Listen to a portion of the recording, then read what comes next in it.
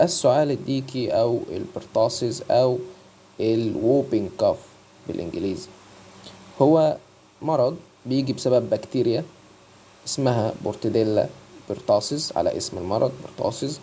ودي جرام نيجاتيف كوكو باسيلاي بكتيريا. تمام. بتحب تعيش في الماوس، تخش على الماوس او تخش على النوز. لما تيجي تستنشق الدروبلتس، الرذاذ بتاع البكتيريا، لما واحد يعطس، واحد مريض يعطس او يكح، فهو حامل للمرض. فالبكتيريا دي تتنقل عن طريق الدروبلتس اللي هي الرذاذ بتاع الكحة، الرذاذ بتاع العطس. فانت استنشقت هذا الرذاذ، جاتلك العدوى.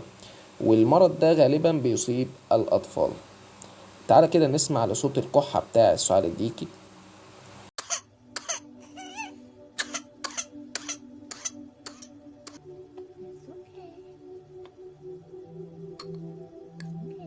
عندنا في مصر الحمد لله مسيطرين على السعال الديكي بسبب التطعيمات. في مصر جدول تطعيم.